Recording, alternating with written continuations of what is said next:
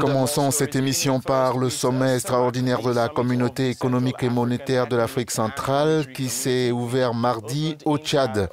Ce sommet a réuni 6 dirigeants de la région, à savoir le Cameroun, la République centrafricaine et la République du Congo, le Gabon, la Guinée équatoriale et le Tchad. La libre circulation des personnes et des biens dans la région, entre autres, les questions telles que le terrorisme ont été au cœur de cette rencontre. Avant ce sommet, la République centrafricaine, la RCA, le Congo, le Gabon et la Guinée équatoriale ont supprimé les visas d'entrée dans les pays pour les ressortissants des pays des membres de la CEMAC. Le président tchadien Idriss Déby Itno, des actes forts, audacieux et pragmatiques sont absolument nécessaires pour démontrer que l'intégration sous-régionale est la matrice de la CEMAC. Tout en se félicitant de ses avancées sur le front de la libre circulation, le président tchadien a appelé ses pairs de la sous-région à faire œuvre de pédagogie et surtout à franchir rapidement l'étape de la mise en place des passeports biométriques CEMAC et celle d'identification des postes de contrôle aux normes d'Interpol. Il faut le dire, l'enjeu sécuritaire est l'un des corollaires majeurs de la libre circulation. Les dirigeants de la sous-région ont ainsi décidé d'autoriser la Banque de développement des États de l'Afrique centrale à prélever sur les ressources du Fonds de développement de la communauté 1,7 milliard de francs CFA pour le paiement du reliquat dû à Interpol au titre de la sécurisation des frontières de la CEMAC. Pour tenter de mieux comprendre les enjeux de cette libre circulation dans la zone, nous parlons ce matin avec l'analyste politique Évariste Ngarlem Toldé qui se trouve à N'Djamena, la capitale tchadienne. Monsieur Toldé, bonjour. Alors le sommet de la CEMAC s'est ouvert hier à N'Djamena. Où vous vous trouvez? La levée des barrières est-elle aujourd'hui inévitable au vu de la crise économique que traverse la zone CEMAC selon vous? Oui, c'est quelque chose d'inévitable parce qu'il faut dire que la commission de la CEMAC est minée par de graves problèmes budgétaires. Hein. Ça, il faut le dire tout de suite. Donc, les États ne versent plus la taxe communautaire d'intégration, destinée notamment à couvrir les dépenses de fonctionnement de l'organisation. Et puis, il y a aussi le renouvellement de la commission qui pose problème. Donc, ce sommet s'impose, en fait. Ce sommet s'impose et il faudrait bien que cela se tienne pour régler un certain nombre de problèmes entre ces différents États.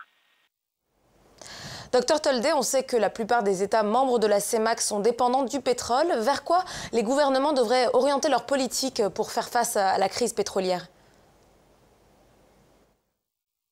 Bon, il faut dire que certains pays sont passés par la case d'ajustement structurel avec le FMI pour bénéficier donc de l'aide de cette institution. Donc c'est par ce chemin, le chemin de redressement que le Cameroun, le Gabon, le Tchad et la Centrafrique ont pu retrouver.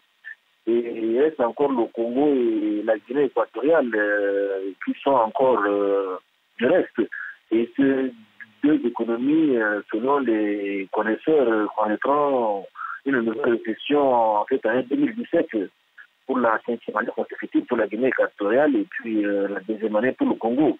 Donc en ce moment, ce qu'il faut pour ces différents pays, c'est de faire en sorte que la zone CEMAC se retrouve un peu d'embellie au niveau financier parce que le pétrole est aujourd'hui l'une des causes de cette récession dans la plupart des pays et leur importation et les transactions douanières ne sont pas souvent versées dans le compte de la CEMAC. Ça pose énormément de problèmes à ces petits pays qui constituent la zone CEMAC.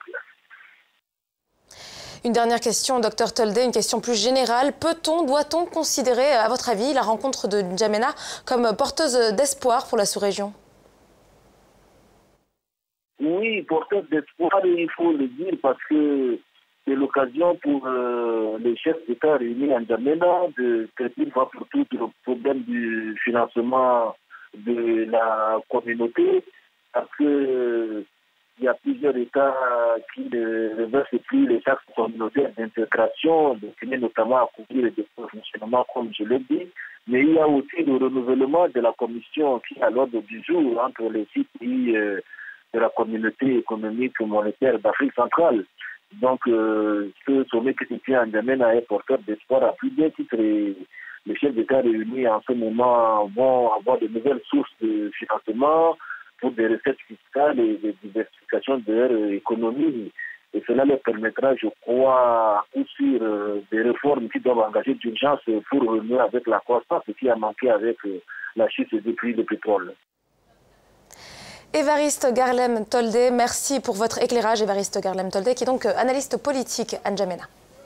Vous êtes sur le Morning Call sur Africa News, Jerry Bambé et Anan Ferjani, votre émission matinale d'actualité sur Africa News. À présent, l'actualité sur le continent africain.